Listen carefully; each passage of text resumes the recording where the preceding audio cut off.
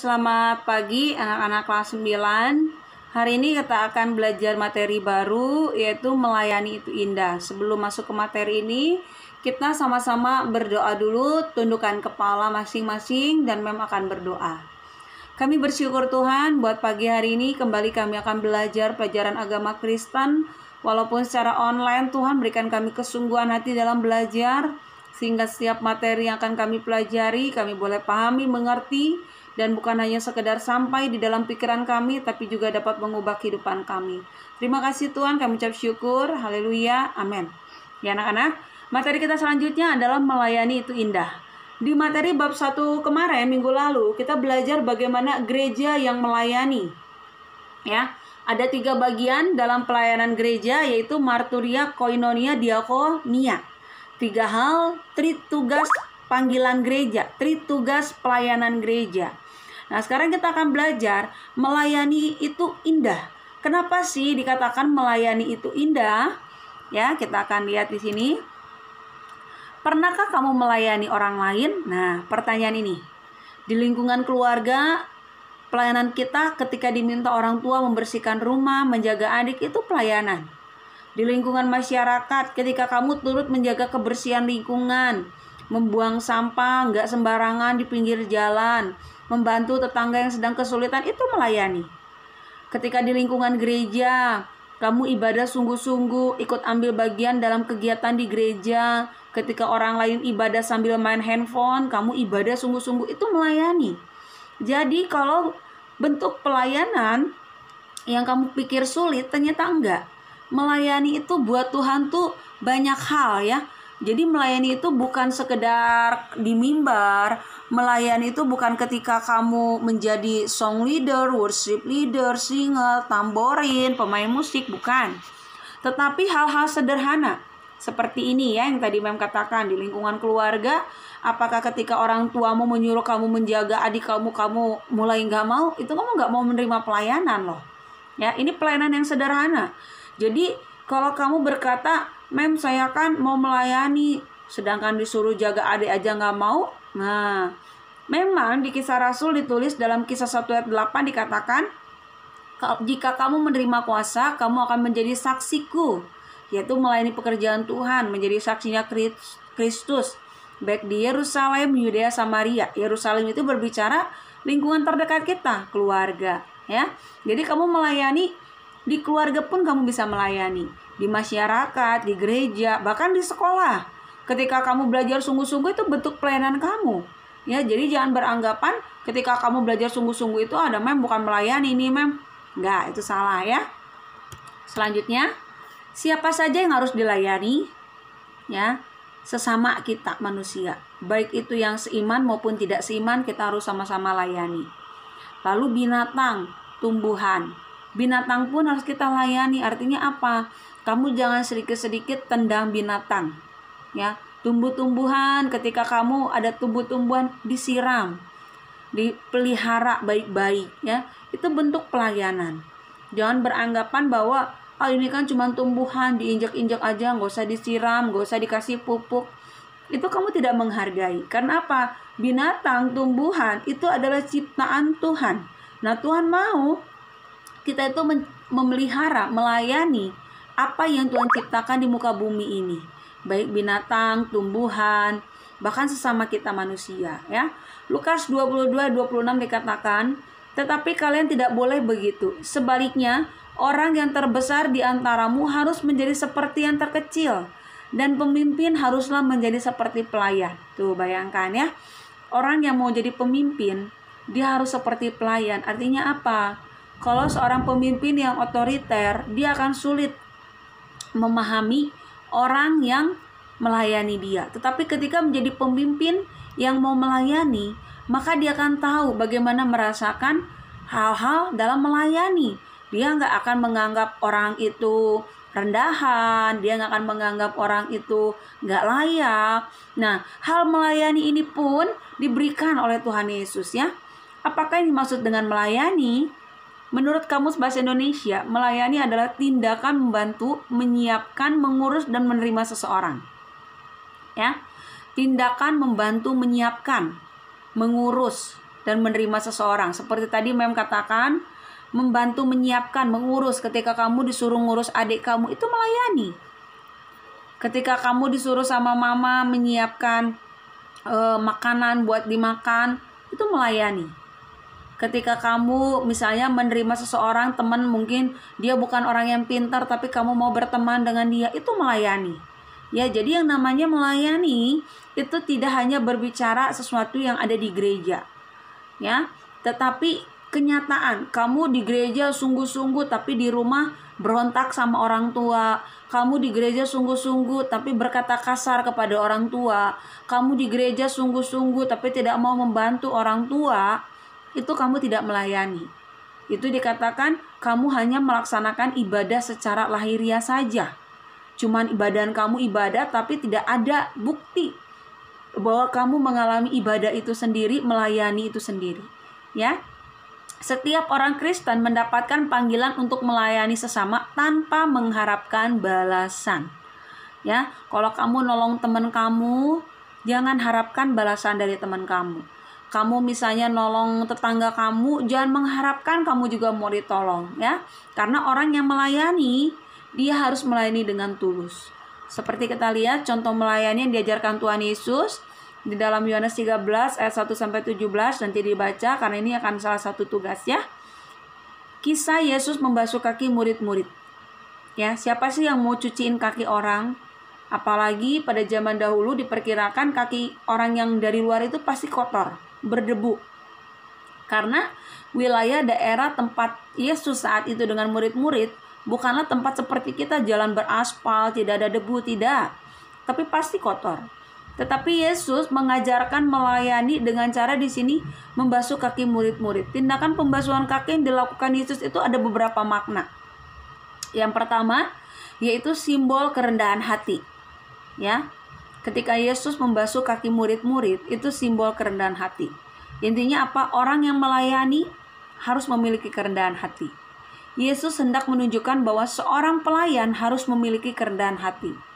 Sebagaimana Yesus rela membasuh kaki murid-murid, diharapkan dengan rela juga mau menjadi pelayan bagi sesama. Jadi Yesus itu memberi contoh, teladan, bahwa orang yang melayani itu harus mau merendahkan hatinya. Jangan sombong. Jangan mentang-mentang kamu suaranya bagus, kamu punya talenta di tamborin, kamu punya skill main musik, kamu jadi orang yang sombong. Tapi kamu belajarlah rendah hati, ya, seperti yang dicontohkan oleh Tuhan Yesus. Yang kedua, makna dari pembasuhan kaki, ya. Makna dari pembasuhan kaki, ya bentar, Mem bikin supaya jelas, ya. Makna kedua yaitu sebelum menjadi pemimpin, seseorang harus menjadi pelayan terlebih dahulu. Ya, seperti Yesus, sebelum Tuhan Yesus menjadi raja di atas segala raja, dia itu menjadi pelayan terlebih dahulu. Yesus menunjukkan kepada murid-murid bahwa seorang pemimpin yang baik adalah seorang pelayan. Ya, bagaimana Yesus sebelum dia menjadi pemimpin, bahkan dia menjadi guru bagi semua murid-murid, dia menunjukkan bahwa Yesus tuh mau melayani mereka. Mencuci kaki semua murid-murid satu persatu, mengelap kaki murid satu persatu, ya. Dan yang ketiga, pembasuhan kaki di sini maknanya yang dilakukan Yesus kepada murid-murid menunjukkan penerimaan yang sepenuhnya atas segala keberadaan murid-murid. Gak peduli itu muridnya mungkin ganteng, mungkin baik, mungkin bahkan Yudas dia berkhianat kepada Yesus, Yesus gak peduli. Yesus tetap mau melayani, ya. Sikap penerimaan yang tulus tanpa ada keinginan untuk mengkritik atau mengumbar kelemahan orang lain. Nah, ini adalah bagaimana Yesus memberikan contoh teladan di dalam melayani. Karena melayani itu indah kalau kita kerjakan dengan kerendahan hati, dengan kita mau menjadi pelayan terlebih dahulu sebelum dilayani. Dan kita juga mau menerima sepenuhnya keberadaan setiap orang. Mau melayani dengan tulus tanpa ada pamrih dan tidak ada keinginan untuk mengkritik atau mengumbar kelemahan orang lain. Ya, selanjutnya pelayanan yang dilakukan Yesus, kita bisa lihat Yesus itu usia dia mulai pelayanan itu diperkirakan usia 30 tahun. Ya, Yesus dibaptis itu usia 30 tahun. Dan Yesus disalibkan diperkirakan usia 33,5 tahun. Berarti Yesus itu melayani hanya 3,5 tahun. Tetapi kita lihat pelayanan yang dikerjakan Yesus itu efektif, ya. Pelayanan yang dikerjakan Yesus itu enggak asal melayani, enggak ya. Tapi Yesus itu sungguh-sungguh melayani. Yesus itu sungguh-sungguh melakukan pelayanannya dengan segenap hati selama 3,5 tahun. Memberi makan kepada banyak orang. Kita lihat bagaimana di Injil dituliskan 5.000 orang, 4.000 orang Tuhan beri makan. Bagaimana Yesus memberitakan firman Tuhan. Bagaimana Yesus menyembuhkan sakit penyakit. Bagaimana Yesus membangkitkan orang mati. Bagaimana Yesus mengusir roh jahat, bahkan mengajar. Ya, ini pelayanan yang dilakukan Yesus sebelum dia menjadi naik ke sorga bersama dengan Bapa di sorga. Bagaimana dia melakukan pelayanan ini dengan kasih, ya. Tujuan Yesus melayani yaitu agar semua orang yang belum mendengar dan memahami kabar gembira, kabar sukacita dari Allah dapat mengalami pembaharuan hidup, dan supaya setiap orang percaya kepada Allah dengan penuh keyakinan. Ya. Nah, ini juga harus jadi tujuan kita melayani. Jangan sampai tujuan kamu melayani, misalnya mem pinjam ya, mem saya mau melayani di gereja main musik, soalnya lumayan mem, nanti saya tiap minggu dikasih uang ongkos, dikasih makanan. Nah, ini pelayanan kamu tidak tulus.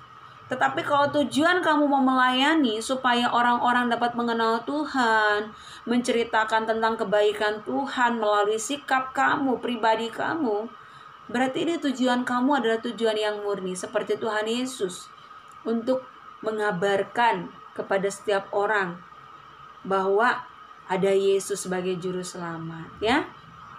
Selanjutnya, kembali ke tugas. Materi kita tidak panjang karena materi ini masih berhubungan dengan tugas pelayanan gereja kemarin, ya. Di sini mem tidak akan kasih tugas kalian panjang lebar. Kalian cukup buka Alkitab. Cari di Alkitab pelayanan seperti apa yang dilakukan tokoh Alkitab di bawah ini. Ada 5 tokoh. Yohanes Pembaptis, apa aja sih pelayanan yang dikerjakannya? Petrus, apa aja sih pelayanan yang dikerjakannya? Rasul Paulus, apa saja pelayanan yang dikerjakannya? Musa, apa saja pelayanan yang dikerjakannya? Yusuf, anak dari Yakub, apa saja pelayanan yang dikerjakannya? Ingat seperti Mem tadi katakan, pelayanan itu tidak berbicara mengenai gereja. Tetapi pelayanan itu bisa ada di rumah, lingkungan keluarga, lingkungan masyarakat, bisa di gereja, dimanapun berada, tapi intinya membantu, melakukan sesuatu untuk pembaharuan.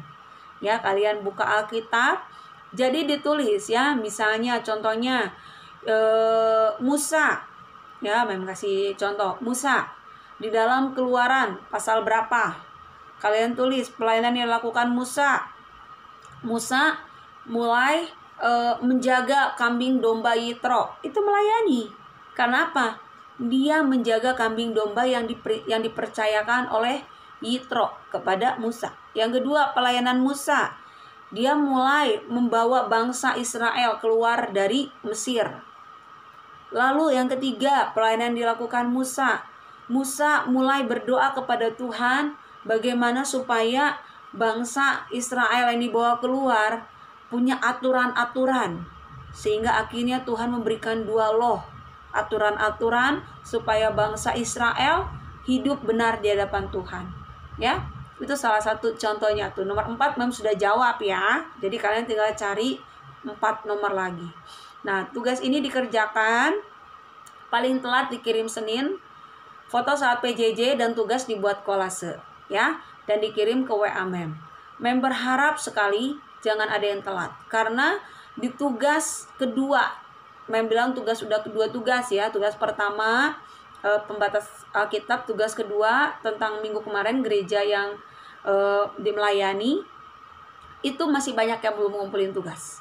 Ya, minggu ini Sebelum minggu depan Mem akan data siapa yang sudah kerjakan, siapa yang belum. Dan ingat, kelas 9 ini penentu kalian kenaikan kelas. Ya. Karena semester ini semester terakhir dan ini akan penentuan untuk kalian lulus SMP. Jangan sampai terjadi nilai kalian di bawah KKM, akhirnya kalian remet, dan Mem kalau remet Mem hanya kasih batas standar nilai. Jadi kerjakanlah yang terbaik. Oke? Puji Tuhan anak-anak, tetap jaga kesehatan, berdoa selalu, dengar-dengaran kepada orang tua. Tuhan Yesus memberkati, sampai jumpa di minggu yang akan datang.